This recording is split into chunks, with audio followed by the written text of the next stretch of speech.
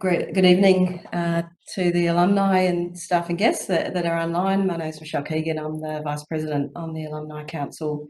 Also work at Arose and at State of Play, and tonight I'll be your MC. It's my pleasure to welcome everyone to the WA School of Mines Alumni Resources Innovation Collaboration online event. It's our first online version of this event since we reinitiated them last year, really just doing this because of COVID. But we're really excited about the guys that we have here to talk. But to commence the official proceedings, I do want to acknowledge the traditional owners of the lands on which everyone sits today in Perth, the Whadjuk people of the Noongar Nation, and want to pay my respects to the elders past, present and emerging. But before I welcome the panel to talk, just a quick update. These RAC events will continue to be part of our event schedule every 2 months throughout the year, and so far we've had great uptake through the end of last year and into this year. Our focus really remains to run these events so that we can connect our alumni in industry and also connect the industry to the university. And so as part of connecting people in this way, we really hope that the the RIC events do lead to more work with the university. We really see it as a critical piece of work to help ensure that is ongoing. It's really important for the unis as well as industry. So that's it for the update. So we'll hand over to our panelists, the main event, and then we'll move on to some questions. So the guys today will be talking about our theme, which is about backing your commodity in a drive right now for more resources, and we do see a shortage of supply against demand. The guys will talk about their companies, the importance of their companies, and what it means to everyone, and why I think they believe that it really is the key commodity to be in. Hopefully they'll continue to debate amongst themselves as they'll work through their companies, but everyone will talk for 10 minutes, and then we'll open up for 10 minutes questions at the end. So just to make things a little bit more efficient, if you've got questions, feel free to drop them into the chat, and it gives us a start point to go from at the end. Kyle has taken on the role as key question asker if we don't have any questions in his role as analyst. I think it's going to be a good question time. So without further ado, I'd like to hand over to the panel. So on the panel we have, first up speaking is Cam Brinsden, CEO of Pilbara Minerals. We've got Scott Williamson, CEO of Blackstone Minerals, and we've got Darren Stralow, the CEO of Bellevue Gold. So I'll hand over to you, Ken, to kick things off. Thanks, Michelle. Great to be with you. Liz, Michelle, really appreciate you pulling the event together, and it's nice to be amongst such esteemed company. And thanks to those that are participating, and yeah, really looking forward to all those insightful questions that I'm sure are going to emerge, and even those from Kyle. Look, we in thinking about the subject matter, it occurs to me that there's kind of a big picture view, what's happening in natural resources, where what is the future of commodities, and then drilling down into the subset within which we exist. And it's fair to say there is a really big phenomenon emerging about where companies are going to go, what they are going to mine, in comparison to what we would all consider to be the historical norm. And there's big changes emerging. I reckon Darren's going to have a red hot crack at convincing you that gold is by far the most important commodity to exist. But I can tell you that the battery raw materials are becoming very, very important, if not more important. So yeah, in battery raw materials, what you've got is a new generation of commodities emerging that quite literally changed the world. So when you think about what's underway, clearly now, I don't think there's too much dispute, at least not from reputable circles, that the world needs to wean itself off fossil fuels.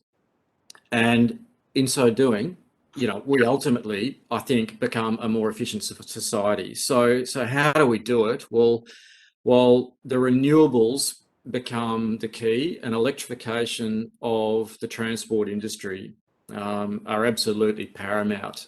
Now, the catch in that inevitable outcome is that you need a co-commitment that relates to energy storage, and that's where the battery piece becomes such an important part of the puzzle to roll out the renewables and capture that efficient energy source. And in battery raw materials, you've got a whole subset of minerals that haven't really been the historical norm. Let me use lithium as an example. You don't have to go too much further back in the past whereby lithium had nothing to do with energy storage. It was used for, medical purposes. If you were, sort of somewhat unstable, you might consider taking a few lithium tablets. It's used in glass and ceramics. If you want bulletproof glass on your car, you've probably got some lithium in it. If you've got, one of those fancy induction cooktops, you've probably got some lithium in it.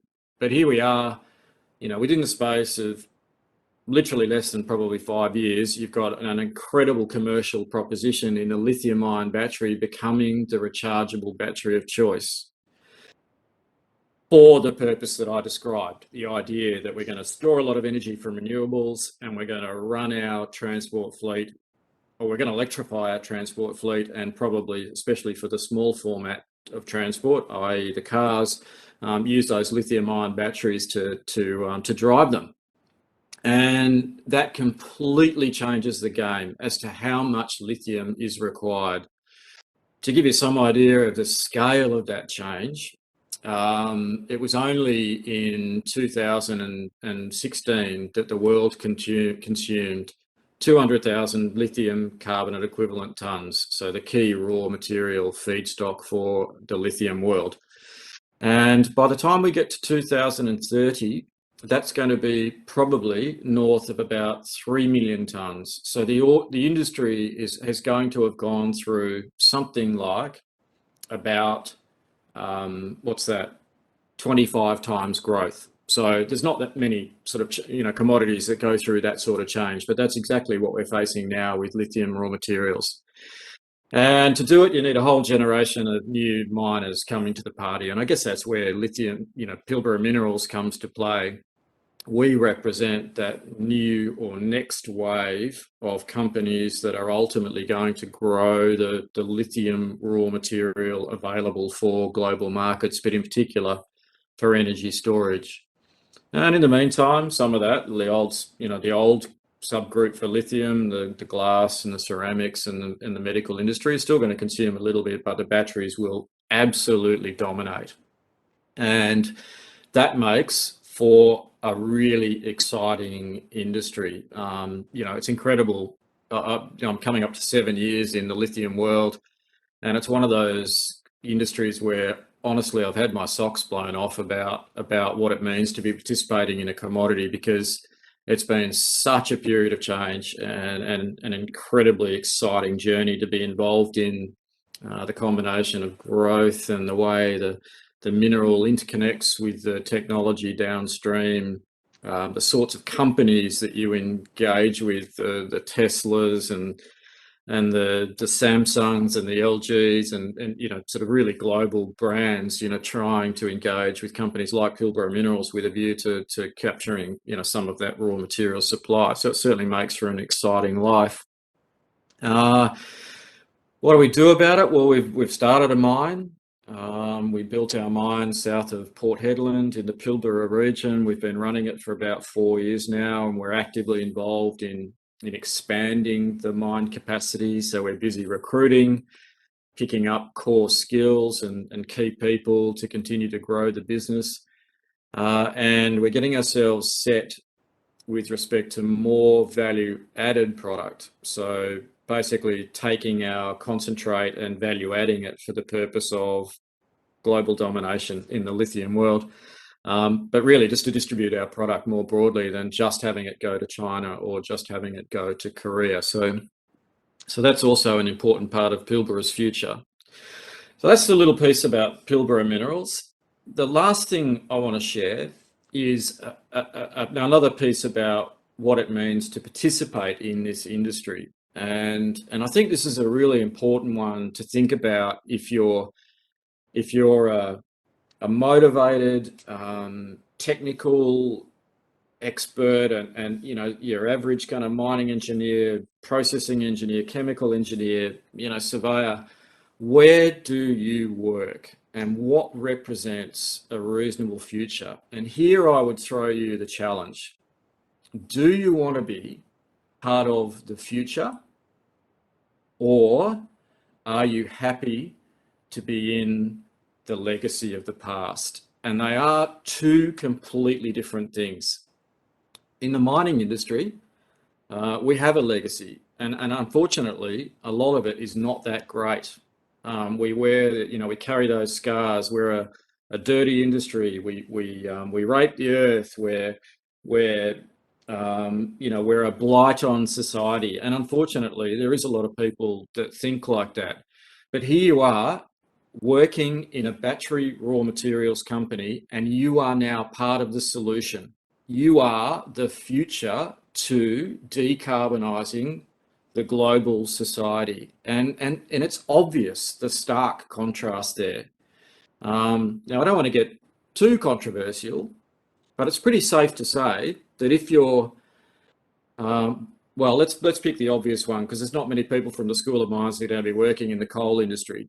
Ask yourself, do you want to be working at a coal mine, or would you rather be part of the solution to decarbonising global society? And I honestly, I think the answer is pretty obvious, and that's why participating in battery raw materials is such a great place to set yourself up for the future of your career. One more thing. This industry is so young.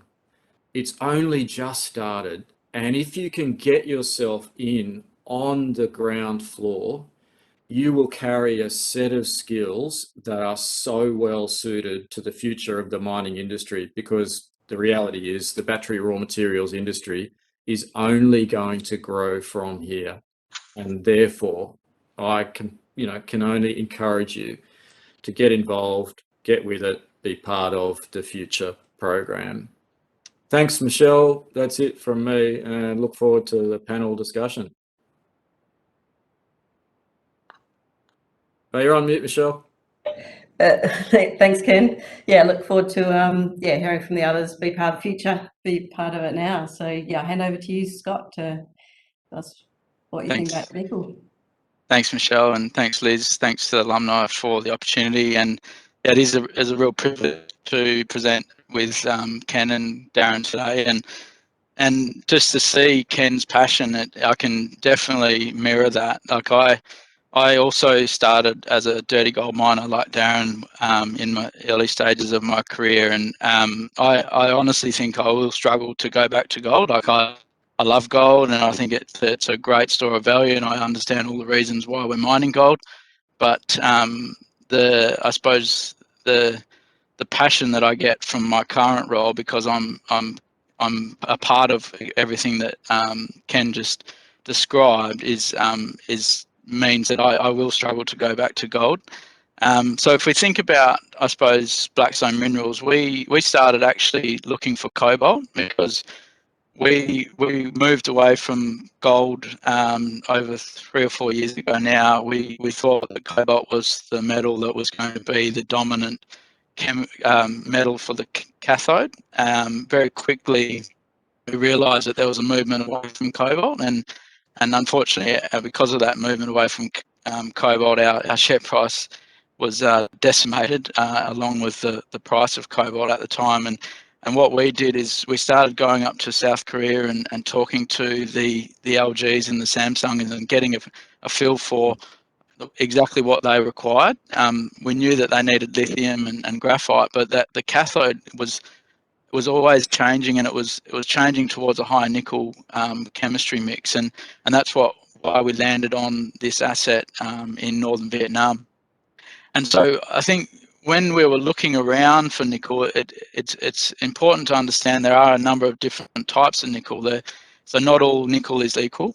You have your class 1 nickel, which is LME nickel, which can be delivered onto the LME, and it has a 99.8% purity. You've also got your class 2 nickel, which can't be sold onto the LME, and unfortunately class 2 nickel can't be used in the lithium-ion battery chemistries. So we needed to look for a class 1 nickel asset, and there's two types of ways that you can deliver class 1 nickel, and that's through nickel laterites or nickel sulfides. The problem with nickel laterites is that they do require a large capital investment, much larger than even a lithium mine or a gold mine. An average nickel laterite costs in the order of $1 to $2 billion of capital. So as a junior, we wanted to obviously stay away from those large capital requirements. So we chose to look at sulfide nickel. So sulfide nickel is really what Kambalda is built on, and most of the industry would have probably had some exposure to sulfide nickel. So sulfide nickel generally in Western Australia has been mined through underground. We have one large open pit mine at Mount Keith, and so we as Blackstone could see this opportunity in sulfide nickel, particularly because sulfide nickel has a lower capital requirement. You can float your nickel, and so you're taking away the waste materials, sending them to the tailings dam. Then your downstream processing is much cheaper. So, for example, a nickel laterite has a 1% head grade that's going into effectively the downstream processing. For a nickel sulfide, you can float it off and you can get a 10 to 15% head grade into your downstream. So we were looking at around Kambalda and other West Australian assets. We landed on this little mine in Vietnam, and it's been an amazing journey heading up to Vietnam nearly 3 years ago now.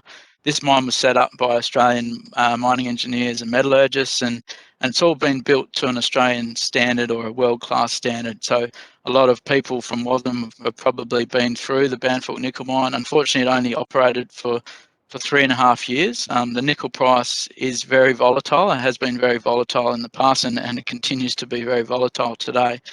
At the time they closed the nickel mine in 2016, the nickel price was $8,000 a tonne. And so we're looking to restart that nickel mine and feed into those lithium-ion battery end users that we've built a relationship with. So I've done a number of trips up to South Korea and built those strong relationships with those lithium-ion battery end users. And the idea is that they will bring the funding required to restart this mine and also build a downstream nickel refinery. So what we're doing is a little bit different to a lot of our peers. We're actually going into the downstream business. We're looking at producing the first stage of the lithium-ion battery, which is the precursor to the cathode.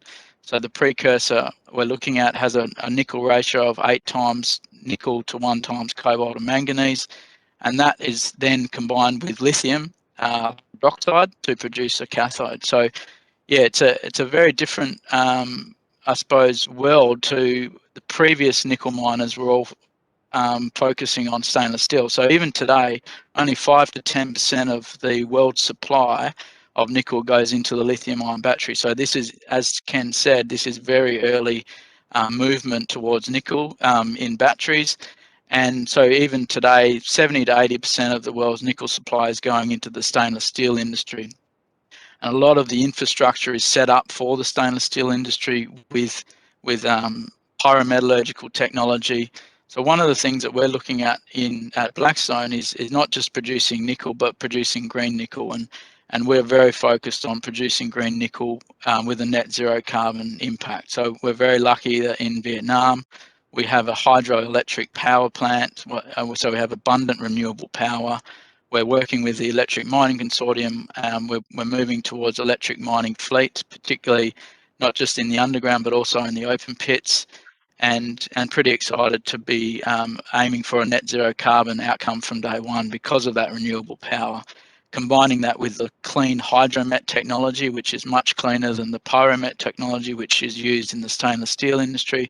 So it's a really exciting period where we can use a lot of the technologies that the industry has already had over the years and been I believe slow to adopt, and we're being a young and I suppose entrepreneurial company, we are adopting these technologies much earlier than our larger peers in the and yeah, really excited to be what we believe will produce some of the cleanest and greenest nickel in the market. So it's a big 2 or 3 years for Blackstone. I'm very excited to sort of get back to my roots. I spent a bit of time in the stockbroking industry, and hence that's why I wear a tie now. But I did start as a mining engineer out of WASM, and really excited to really roll my sleeves up and get back into the mining game and build something that will benefit generations to come. So I think I've got a couple of young girls, ages 7 and 9, and I really think about them a lot.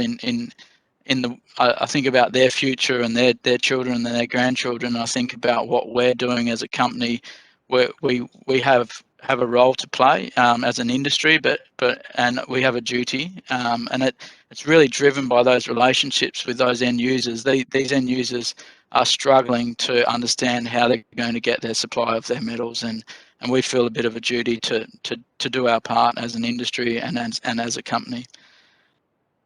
So yeah, I think that's about it.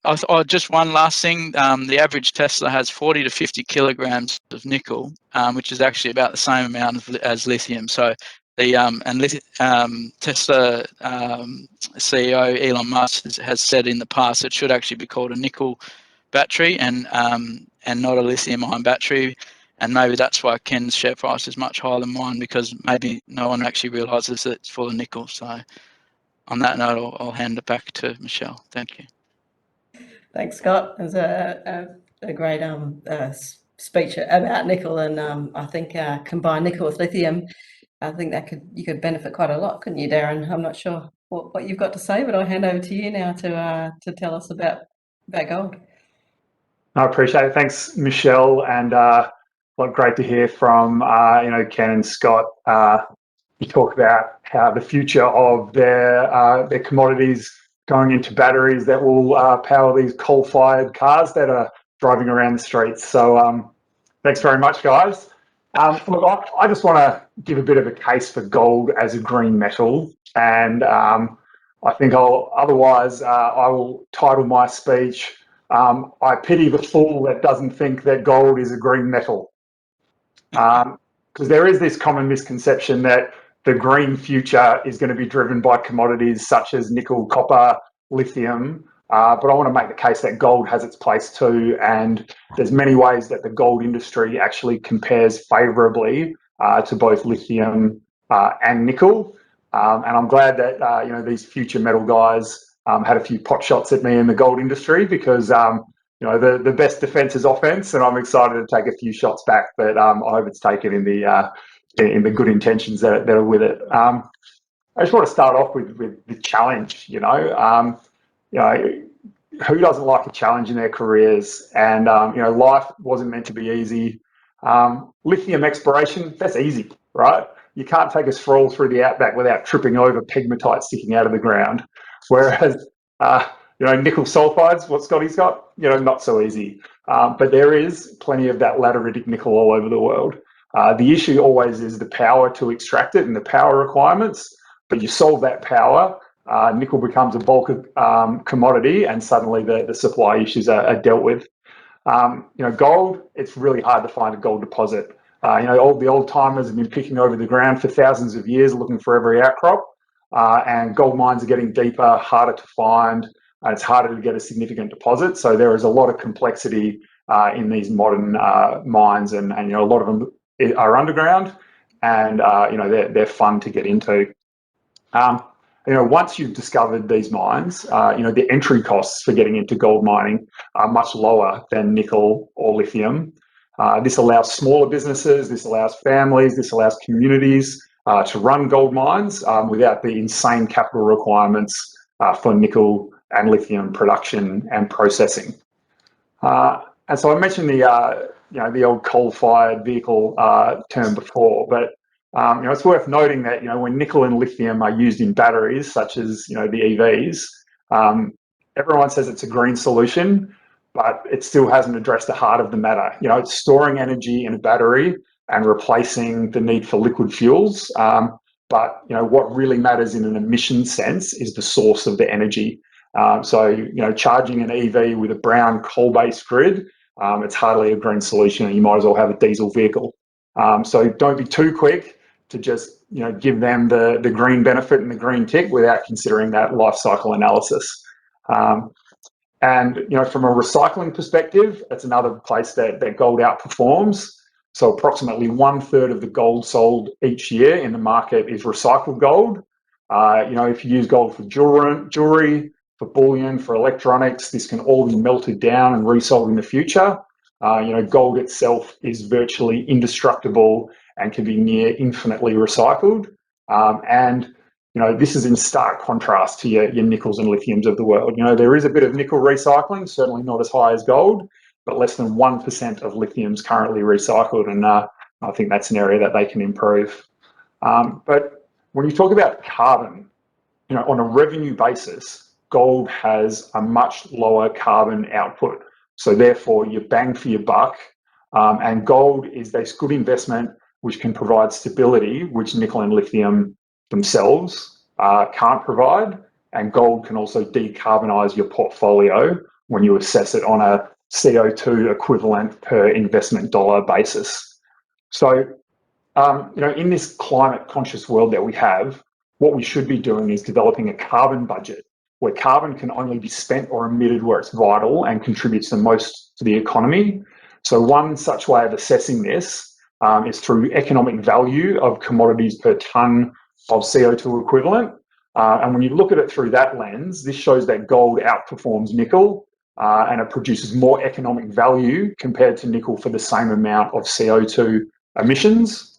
From a scope 1, scope 2, scope 3 emissions perspective, it's something that really needs to be thought about. Gold, after it's refined, it becomes inert and it stops contributing further emissions through the downstream supply chain, which is as opposed to what nickel and lithium do, which have much higher scope 3 emissions for downstream uses. And, gold, for example, has only 1% of their emissions from scope 3, whereas 25% of nickel emissions come from scope 3, and these aren't as widely reported or widely known. As much as there are a lot of talk about the nickel and lithium benefits of being clean, green and battery metals, I think that there's been, what Scott's talking about is awesome about the green power and the carbon-free mines. I think that, the gold mining industry in Australia has actually been quite leading in this. What Agnew's done in terms of their off-grid renewable energy system, they're getting 55% renewable energy penetration through their power circuit. We're looking at doing a similar one, but we're going to get 80 to 85% renewable energy penetration when we put in our power, which is pretty exciting. And this process to decarbonize gold mines is much simpler than where you don't have these this big hydropower available like Scott does in Vietnam, because we don't need to change this big hydrometallurgy, pyrometallurgy processes which require a lot of heat. It's not an easy process to decarbonize this when these high temperatures are required. Different commodities, they've got different greenhouse gas emission profiles. These profiles are particularly high for iron ore and steel, or alumina or aluminium, because of smelting and refining. The larger companies often have economies of scale that can reduce their emissions through the more efficient and large tier 1 mines. And when you plot them against each other, you can see that. But I think the good demonstration is that you don't actually have to be a major these days to have a good carbon footprint as a gold miner. When Bellevue's in production, as I said, we'll be utilising this latest technology in power generation and really focusing on electrification to reduce our carbon footprint. And we're forecast to be significantly lower on a carbon emissions on a per ounce basis of any Australian mine when we're up and running at the end of next year.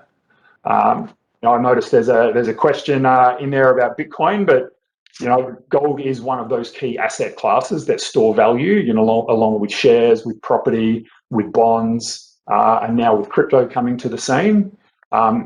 When you model future climate change scenarios, gold is remarkably consistent and forecast to perform well in comparison to all these other asset classes under all climate change scenarios of global warming. So this is from 1.5 degrees to 4 degrees in the next 50 to 100 years.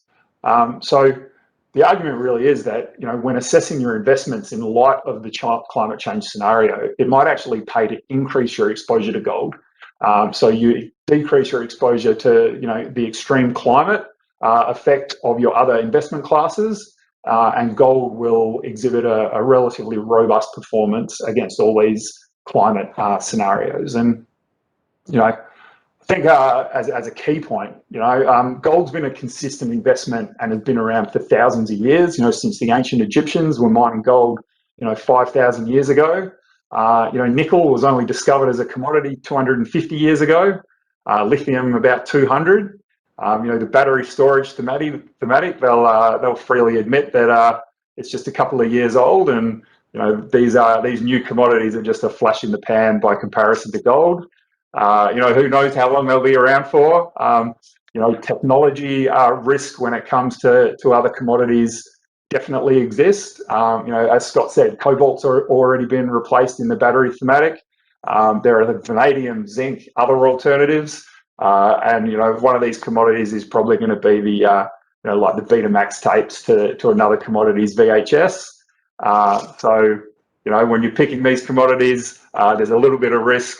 Kennedy's lithium might just go back to being for bulletproof glass again, while gold shows that it has staying power.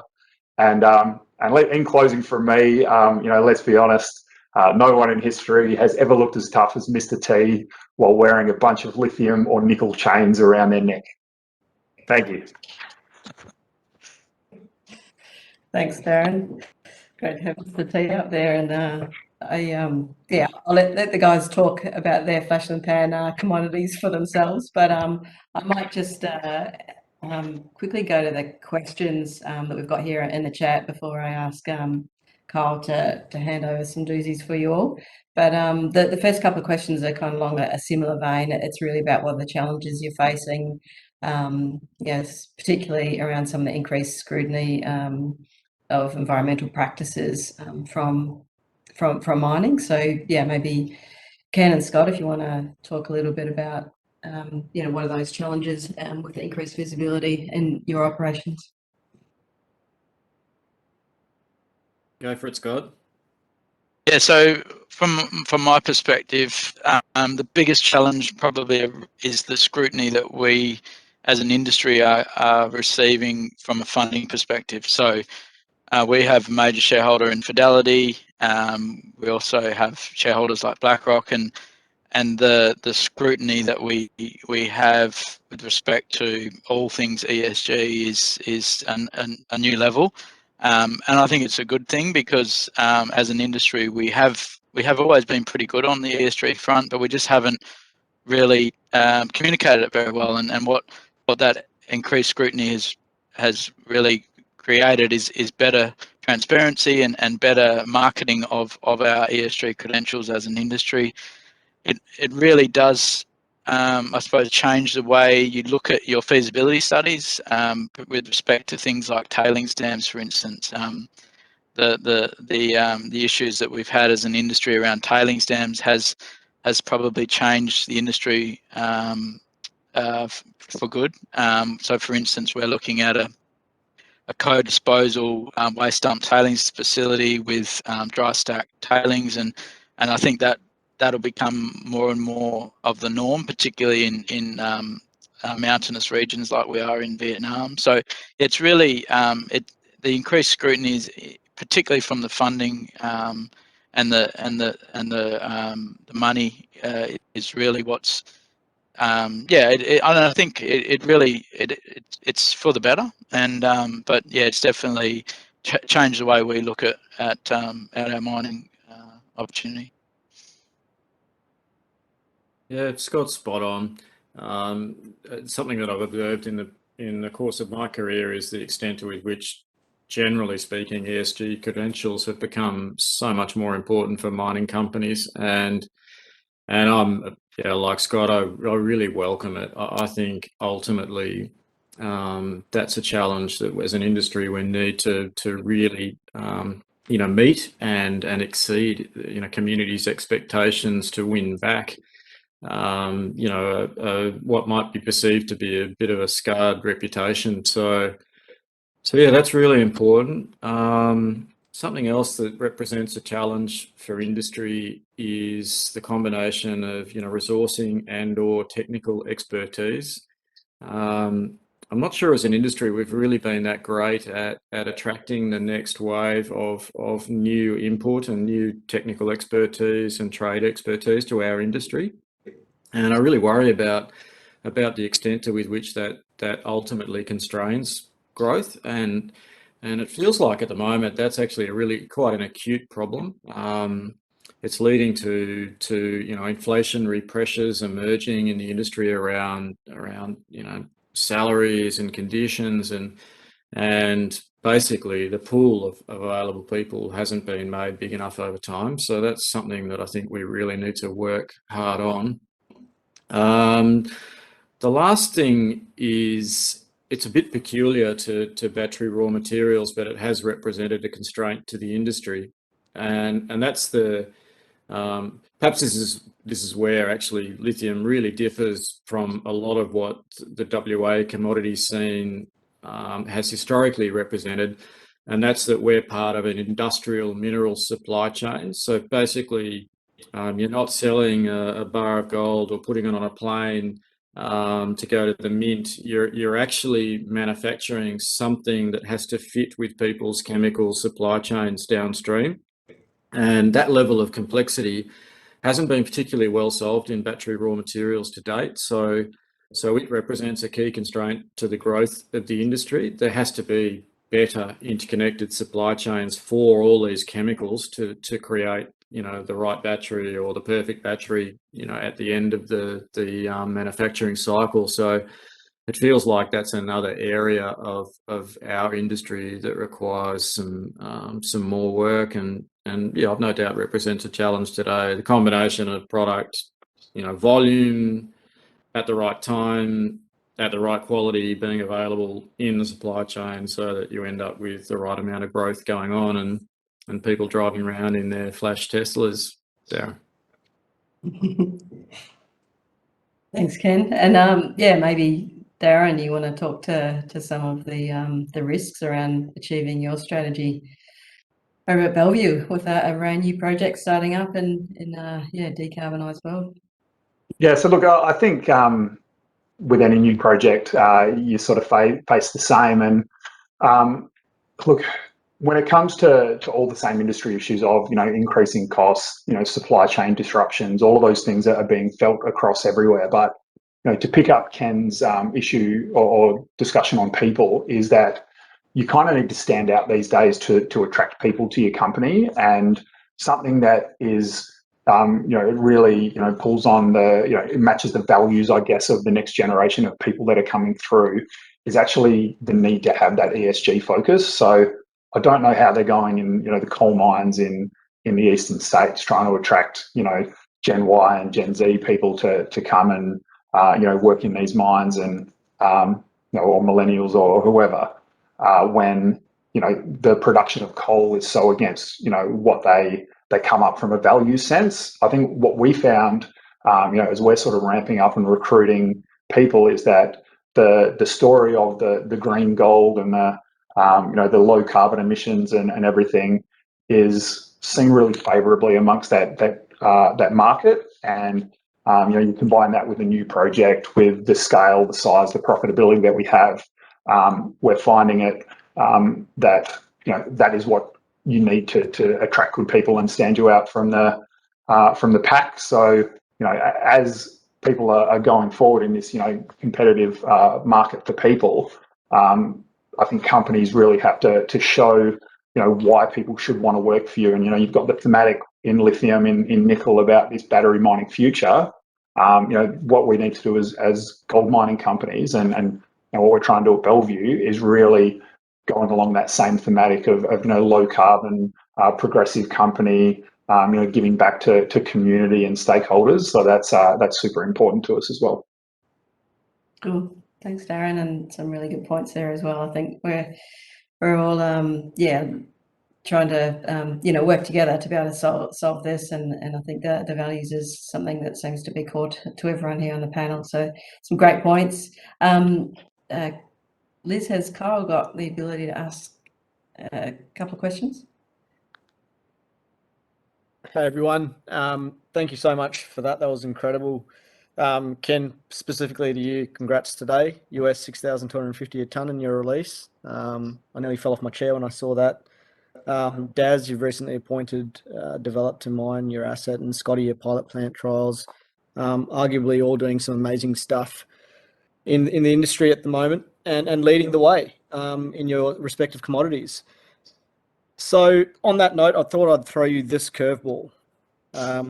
Whilst we're all making money and we live in a first world country here, the next big problem that we're going to face is inequality. So perhaps talk to the points on how your commodities reduce inequality in the world. Oh, Kyle, that's a cracker. One of the, if you're producing renewable energy, it's free. And it completely changes the game for what would have historically been perceived to be third world economies. And you can see it in Central India, Central Africa. Solar panels will pop up, and all of a sudden, people can charge their phones and or run the light, at home, and or a fridge, so that they've got the ability to store food or pump, clean water, that type of thing. So it feels like the new energy scene affords the world an amazing opportunity to go through the process of a level of equalisation. So yeah, it feels like that's going to be a really, really important initiative.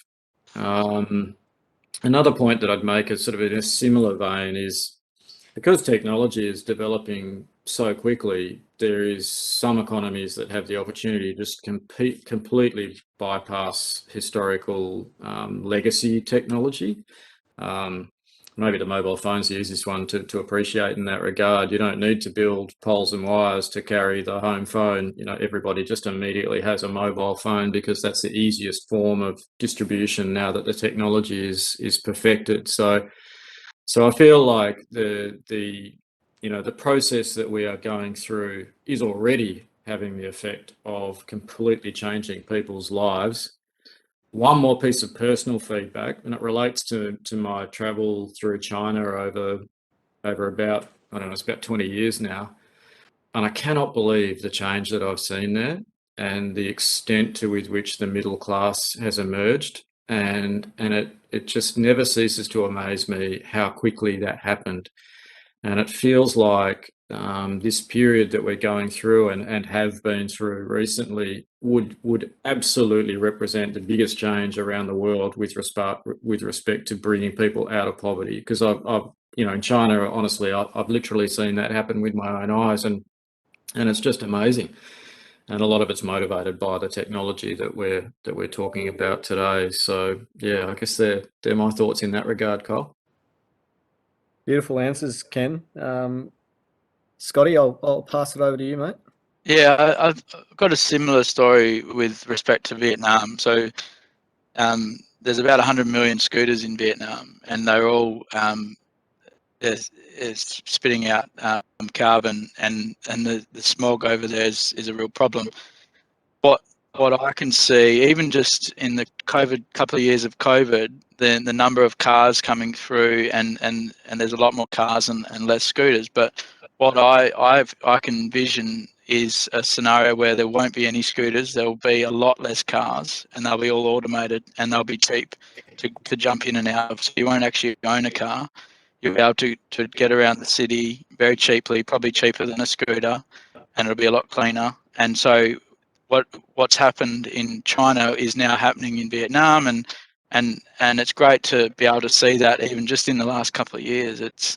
I think Ken's point around what we've seen in China, that now will happen in other emerging markets all through Asia, South America and Africa. So yeah, the world is going to be a much better place for a lot of these emerging markets over the next 10, 20 years. Yep, fantastic. Great answer again. And Daz, over to you, mate. Your answer to how your commodity supports equality. Yeah, so a little bit of a different one, and I think that the use of gold as a store of wealth is something that's actually quite important here, because you talk about where the Perth Mint has been selling all its gold. It's been selling a lot into China. A lot of gold gets sold in other countries like Russia, which have these governments that have the ability to manipulate currency. And if you're somebody who is sitting in China, Russia, well, let's say use Russia for an example, where if you've got someone who's sitting in central Russia, a long way away from the Ukraine, the government in Moscow decides that they want to wage a war and then, in effect, devalue the commodity. There's lots of other examples of commodity manipulation all around the world. If you have gold as a part of your portfolio, the gold will actually hold that value. So, it really gives people independence from, that ability to manipulate currency. And I think, the ability for people to lose a lot of wealth by, actions that they have no control over, that can be mitigated by having some of their portfolio in physical gold. Yep, fantastic. So we've had three answers there. We've got how renewables have brought, I guess, the poor, and specifically in China, you've seen this huge move into the middle class. Vietnam, 100 million scooters, looks like they're going to be off the road, associated reductions in smog. But then on the gold side, you've got traditionally a store of value, which is now something that is accessible to the poor as well. And when you look at countries like India, and that is still dowry, something traditional, where gold is that store of wealth, and we're yet to see the wedding seasons kick off there as well. Second question would be around peace. We've got global warming, we've got inequality, but we've also got the threat of war. How does your commodity assure or reduce the threat of war? Maybe we'll go with you this time, Daz, and we'll work backwards. How does it reduce the threat of war? You're good with some curly questions here, Kyle. I would argue that gold's probably caused more wars over the history of it than stopped any, Kyle. You've got me. All right, Scotty, we'll go with you. Well, it's a similar scenario with nickel. So the largest nickel miner in the world is Russia, and at the moment they aren't sanctioned, and the nickel price at the moment has skyrocketed due to the fact that they may be sanctioned. How could it help? I'm pretty sure most wars are built on fighting over commodities, so I'm not sure how to answer that. Good answer, Ken. It's a good one. Well, maybe we'll shift the question slightly, just given we're running out of time. And the commodity that we're talking about, or maybe it's not actually a great word, but there's a couple of questions here, just final ones in the chat, just around I guess just bringing in new people to industry and initiatives that you have to bring young people to your companies, and also kind of other opportunities for undergrads and grads there with you now. Given the shortage of people, I thought it was a great question, and maybe just quick round the traps, and then we'll close out the session. Yeah, we're having a red hot go at painting a picture to indicate that battery raw materials is really the place you want to be, and make that a key part of your future by getting in on the ground floor and be part of this sort of future facing commodity suite. It's really only just the beginning. As much as everybody's excited about battery raw materials, this industry is still really young and has a long way to go. Therefore represents amazing opportunities that, in your career, especially if you're getting in early and building up the technical expertise in these new commodities. So that's very much part of our pitch. Another thing that we're very actively working on is gender diversity, and working really hard on just about every aspect of our organisation and our ability to encourage broader participation in our business in every regard. We're doing that at an operating level. And by diversity, by the way, I'm not just talking about gender diversity, I'm talking about all forms of diversity. And yeah, I'm really pleased that the team's generating some success there. It's the veritable United Nations at our Pilbara site. It's fantastic to go up there and interact with the team. Last thing, really, where do you want to work? And it, I think it was Darren who put it well and sort of said, you've got to appeal to people's hearts and minds, the idea that you can actually be part of the change. And I agree wholeheartedly with him. That's why, having a carbon-friendly gold mine, or, a carbon-friendly battery raw materials mine, or one that's contributing to new energy downstream, is really good in the hearts and minds space. And actually, as an industry, Curtin Uni, WASM, I really feel like we need to play on that much harder than we have up to this point in time, to really change the game about the people that we attract to our industry. Yeah, so that's my thoughts in that regard, Michelle. Cool, fantastic, Ken. Shall we let Darren have the last say? I'll go to you. The last say.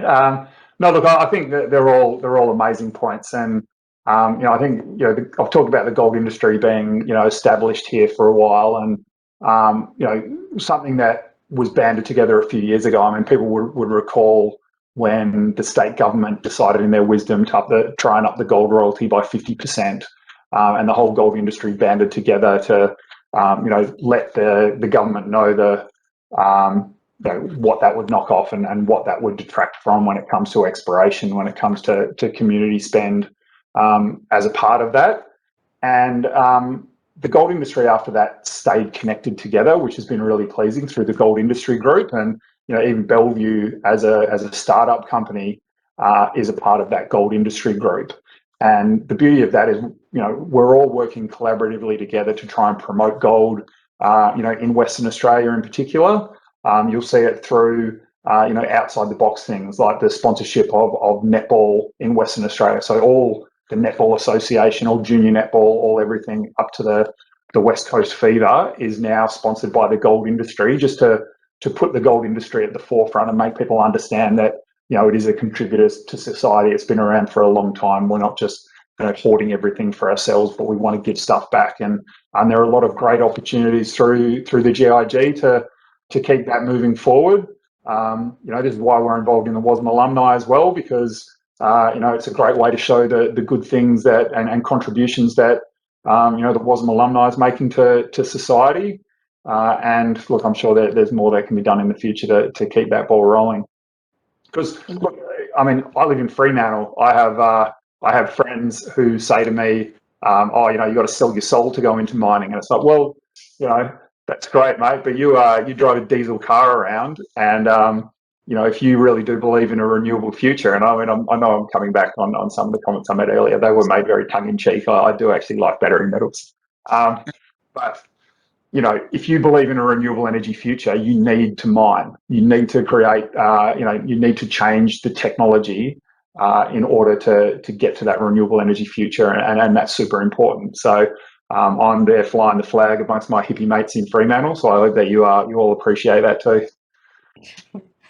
Thanks, Darren. I'll let you have the last say about attracting people and anything else that you're doing that you want to talk about, Scott, and then I'll close out. Yeah, so we're also doing some great work for a junior startup like ourselves, getting involved in things like the Electric Mine Consortium, and really sort of leading the way really with respect to our focus on electrification of our mining fleet. Also, we're in the future battery industry CRC. So because we're in such a new part of the industry and there's so much going on, we're really focused on R&D already as a junior.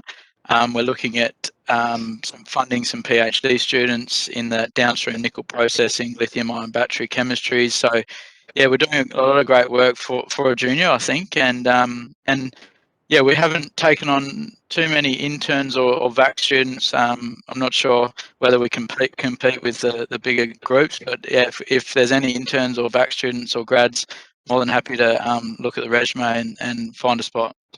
Thank you. Cool. Thanks, Scott. And thanks everyone for the panel tonight. I think, yeah, so great to have this group of alumni here, the companies you're leading, the stories you tell today, talking about values and what you're doing for the broader world, really, and the commodities that you're mining. So thank you so much for your time. We all really appreciate it. Thanks for being part of this panel, and hopefully we can have you along to some other panels into the future. But this brings us to the end. Our next event is on the 9th of June. We will go back to face-to-face format. Andrew Bell from our strategy subcommittee is leading the way with that event, and he's working closely with the WASM team so they can showcase some of their PhD work. They'll be presenting across a few different disciplines, covering both campuses from Perth to Kalgoorlie. So really excited about that, and we'll get that out on LinkedIn and on our website soon. So feel free to reach out to Ben, who's online today, Dave, Kyle, Liz and myself, just about any other events that you'd like to be part of. And equally, your sponsorship ongoing is really important to us to keep these things going. Thanks, Kyle, for your questions. Fantastic tonight. And yeah, thanks everyone. It's been a great evening. Well done, Michelle. Thanks, Liz. Thanks, Michelle. Cheers, guys. Thanks, guys. Thanks, Yeah. guys. Yeah. See you.